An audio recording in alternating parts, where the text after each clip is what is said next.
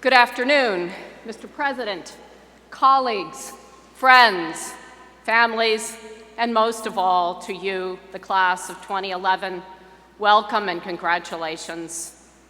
On this day, Baccalaureate, it is customary for the President to deliver a baccalaureate address and for the Dean of Yale College to offer a few readings. So make yourselves comfortable for some readings I've chosen to share with you.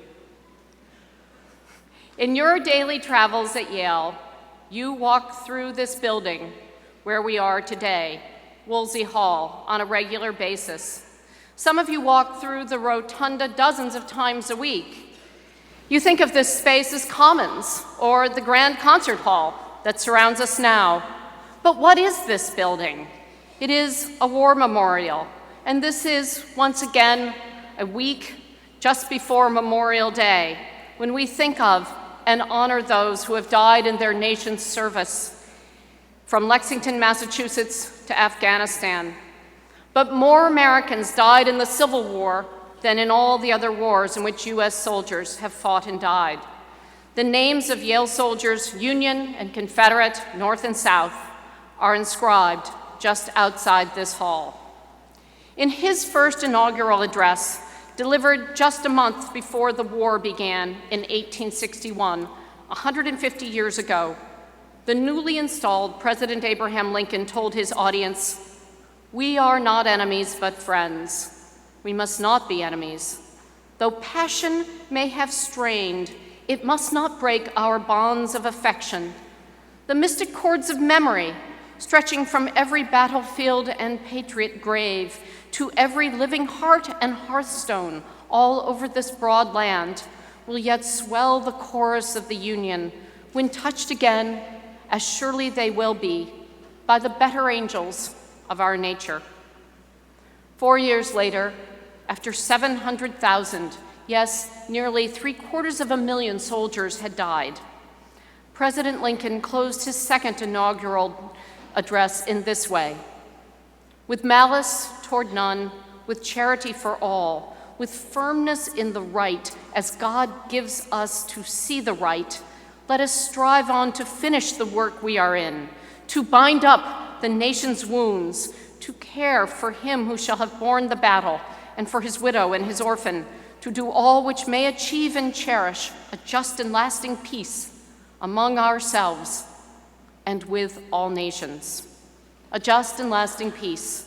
Yale students, by and large, young men from New England, would have read those words in a local newspaper, perhaps reading the text aloud to one another. Those students knew the rent in the national fabric, the broken bones of the United States that had not yet begun to knit together. We continue to strive for healing now, nearly 150 years later, in both national and international respects. Lincoln calls for friendship in both these formal speeches to his countrymen, to care for him, for his widow, his orphan, friendship. As the 150th anniversary of the war approached, the New York Times ran a series about the short life of a foot soldier killed at Gettysburg in 1863, and whose orphaned children became symbols of the war's sacrifice, of the abandoned and wounded who would need care and comfort and friendship.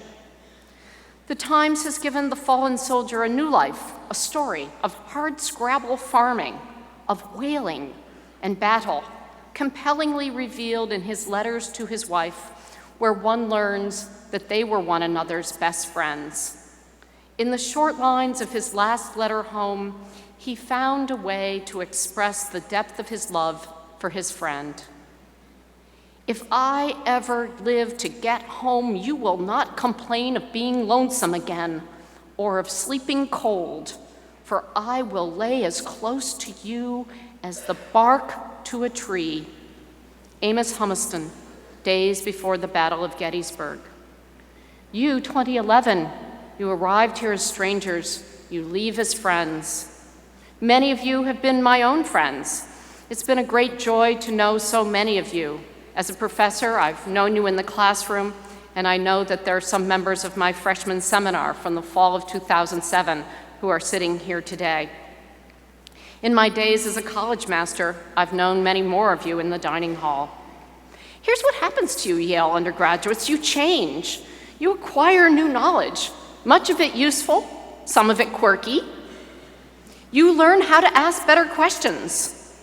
A generation or two learned to do so through a children's encyclopedia known as the Book of Knowledge, whose black and cracked spines sat on a shelf in my family home, the reading of long winters.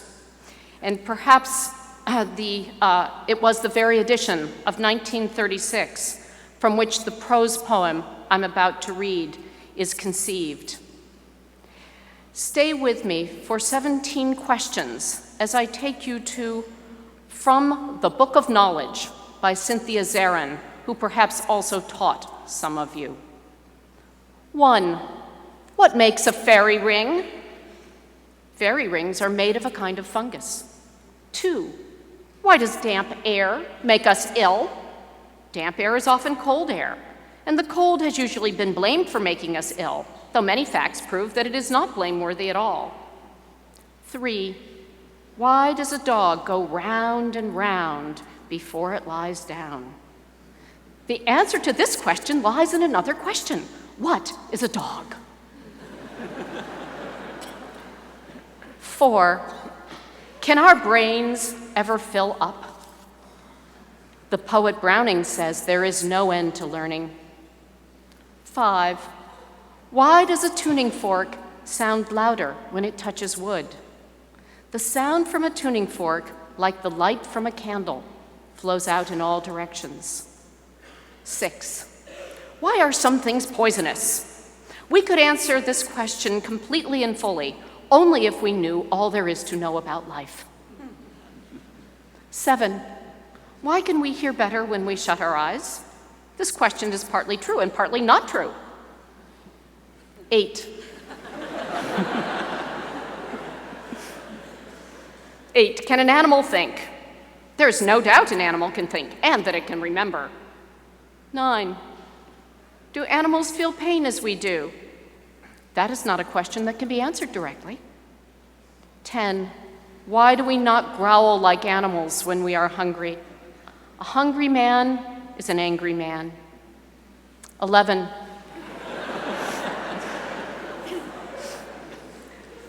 11.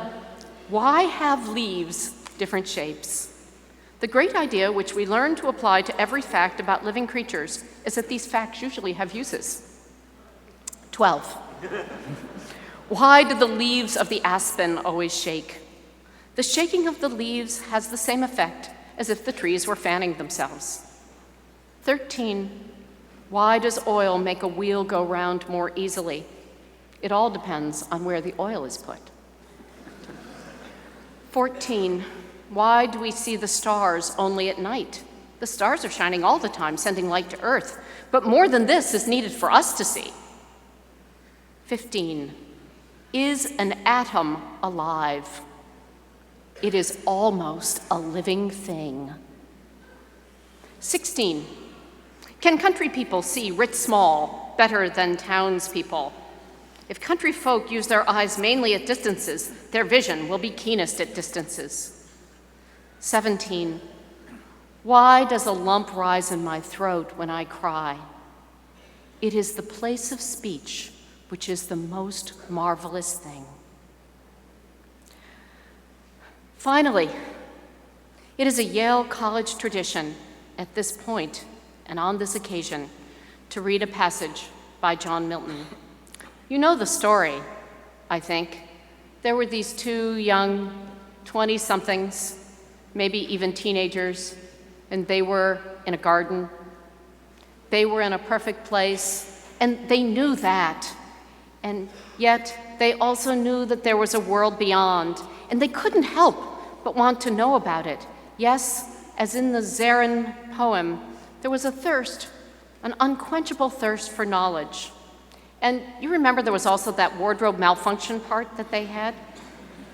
Well, like you, and as you may particularly feel on Monday afternoon or Tuesday morning, their departure seemed to them sudden, unwarranted, abrupt. and inevitable. From Paradise Lost by John Milton, 1667.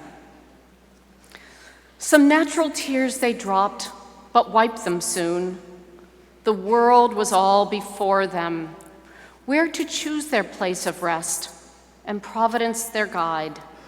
They, hand in hand with wandering steps and slow, through Eden took their solitary way. Congratulations, class of 2011.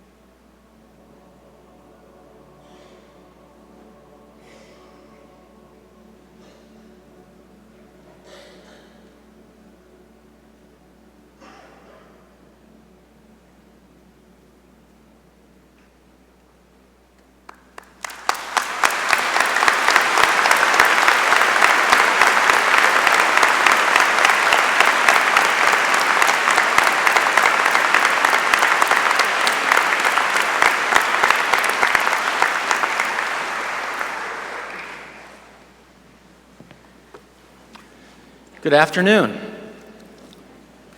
Before I begin my remarks, I want to welcome the parents of our graduates. I know how very special this weekend is for you. My wife Jane and I have shared this experience 4 times at the commencement of each of our children. And so I know that you are bursting with pride. So let's celebrate together. Let me ask the proud families and friends of our graduates to join those of us here on the stage to offer warm congratulations to the Yale College class of 2011.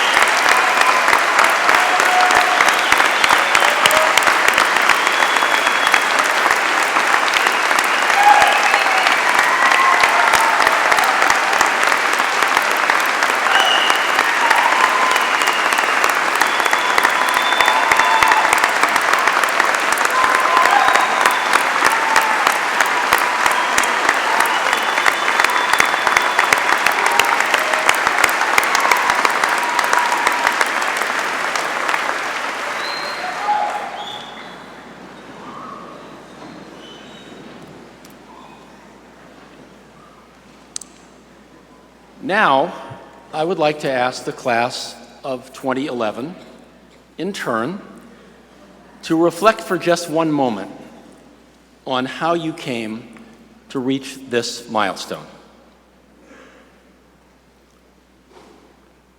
Okay, now that you've done that,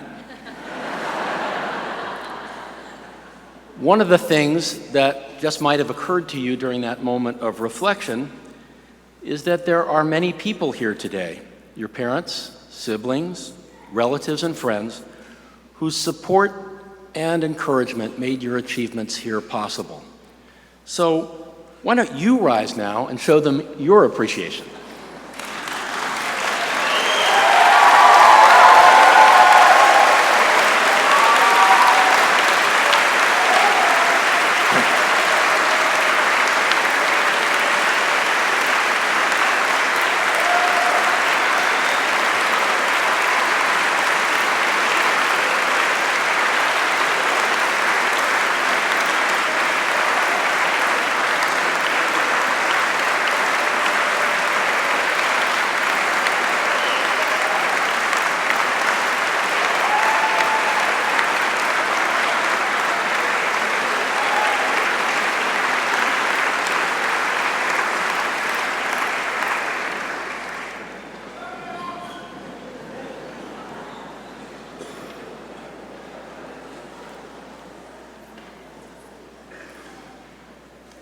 Now, let me elaborate on the congratulations that we all just offered you with our warm and heartfelt applause.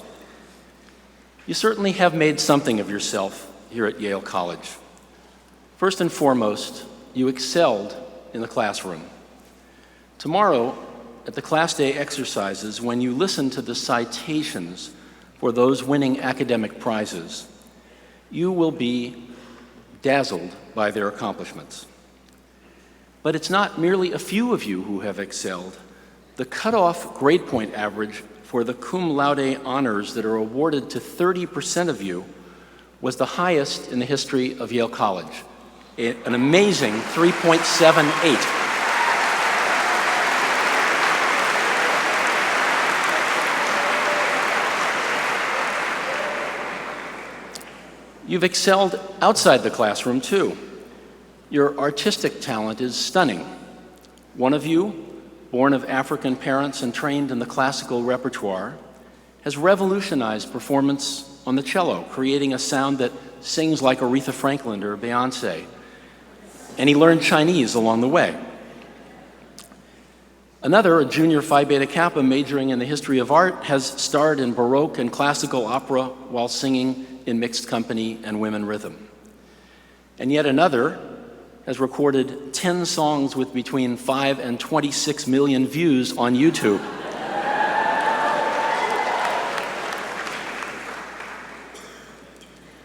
You've achieved excellence in your athletic pursuits as well. This year, Yale teams won 7 Ivy League championships for the first time in 21 years, and only the 5th time ever.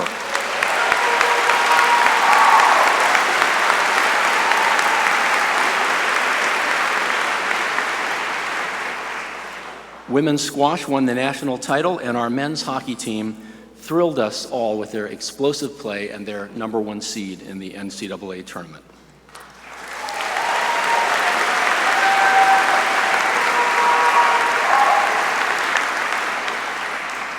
You have explored the world. 741 of you have taken advantage of Yale's abundant opportunities to learn languages, take courses, conduct independent research, or work as interns in more than 84 countries around the globe. And 64 of you have received fellowships for overseas study next year. Astonishingly, more than 1,000 of you have demonstrated your commitment to service by participating as volunteers in the New Haven community. You have tutored school children, engaged them in science fairs and service projects, assisted in the provision of care for those with glaucoma and diabetes, and raised funds for the Boys and Girls Club of New Haven. You have encouraged, okay, there's lots to go.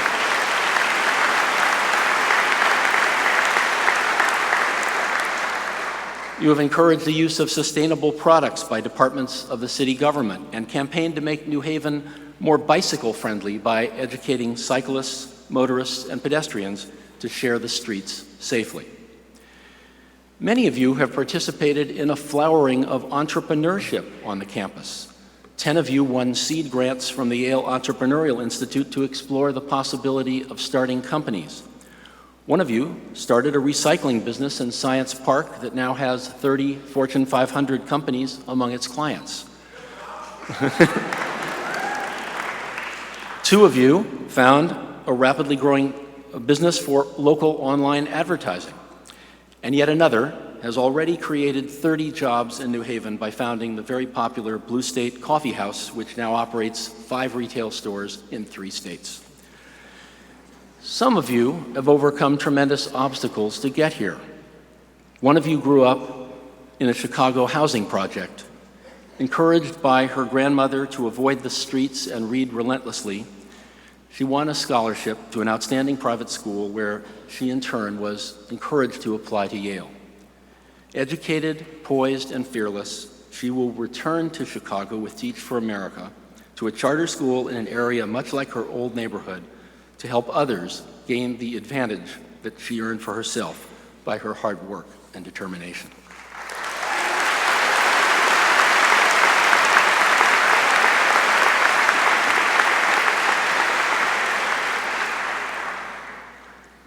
When I greeted you in this hall 4 years ago, I spoke about the lessons taught in a book I had just read by Anthony Kronman, Sterling Professor of Law and Humanities and a former dean of the Yale Law School.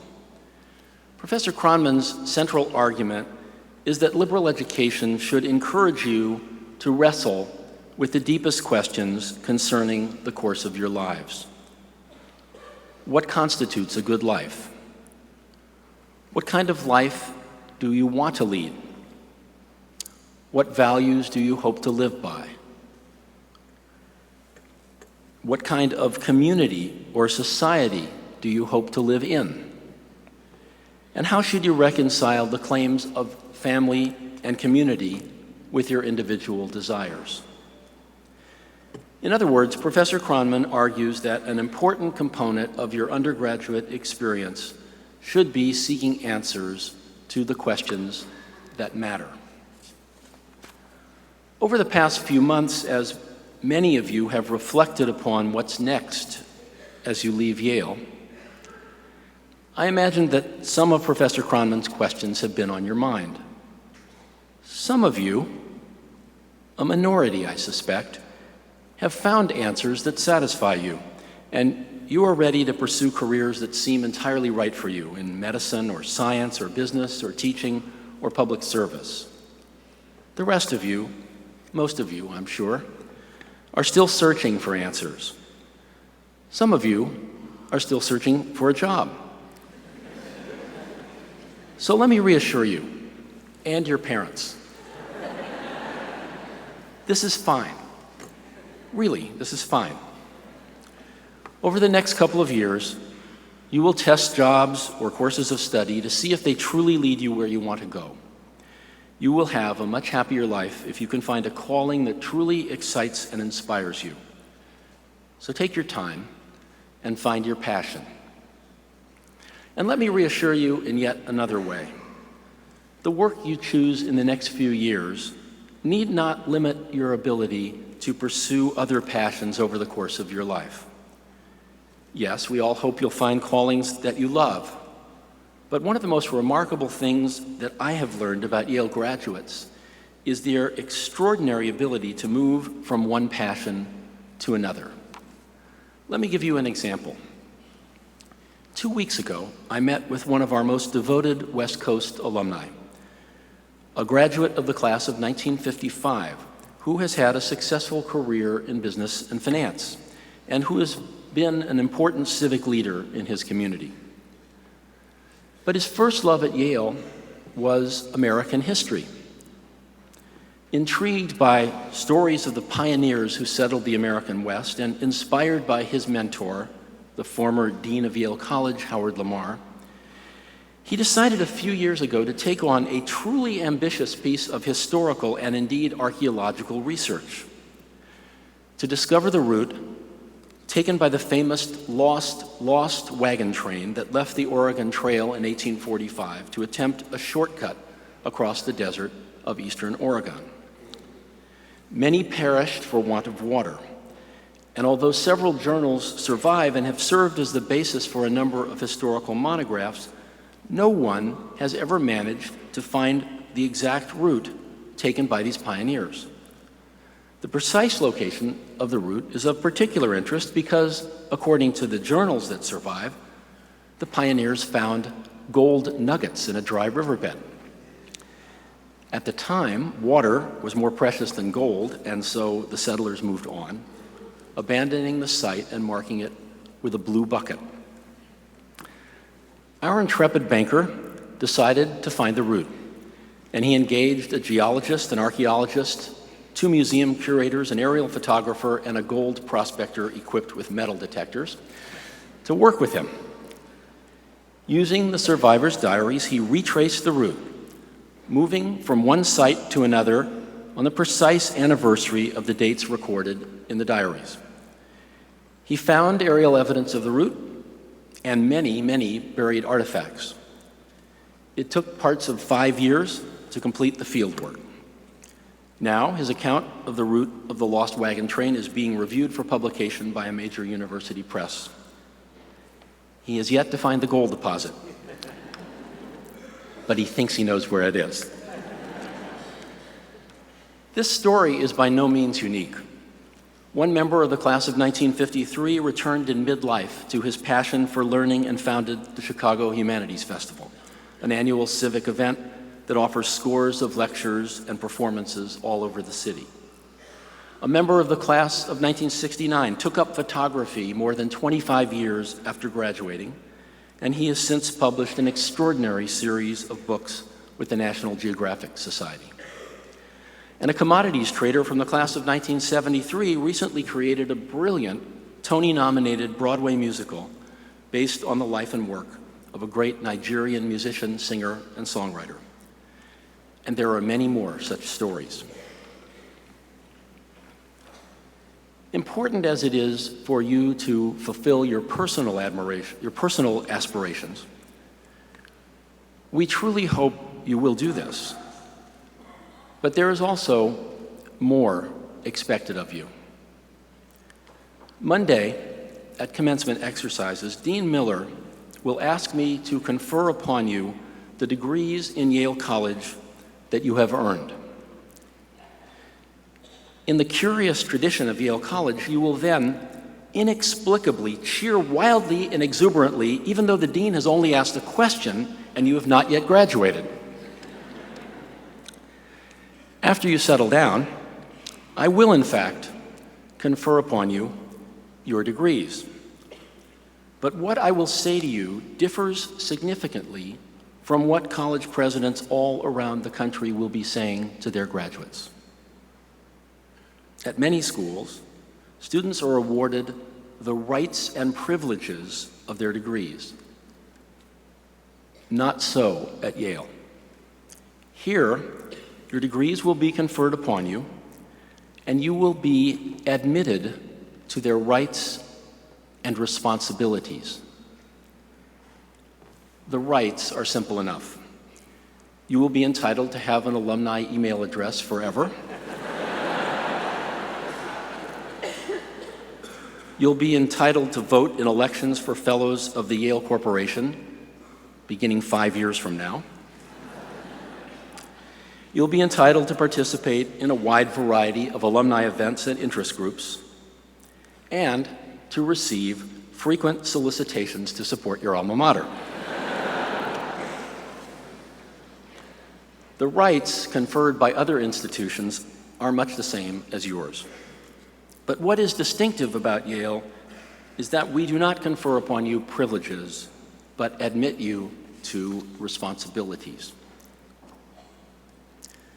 Now, you've been here for 4 years, and I think you know what I'm talking about.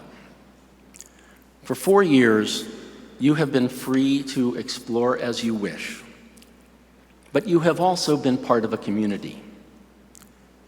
You have learned not simply to excel as individuals, but also to support and encourage one another, to work in organizations to accomplish common purposes, and to help those in need through voluntary service. The citizenship and service that you have modeled here at Yale has prepared you for your lifelong responsibilities. Whether working in community soup kitchens or working at the highest levels of government, whether your contributions are part-time and voluntary, or at the core of your chosen vocations, you can make a difference in the lives of others. And history gives me confidence that you will. All around this country, Yale graduates serve disproportionately on the boards of local charities, hospitals, civic, and arts organizations. Yale graduates lead most of the major environmental organizations in the United States, and 9 of 100 US senators and 3 of the last 4 presidents of the United States have Yale degrees. The Yale tradition of service and leadership is one of which we are justly proud. It is your responsibility to maintain it. Women and men of the class of 2011.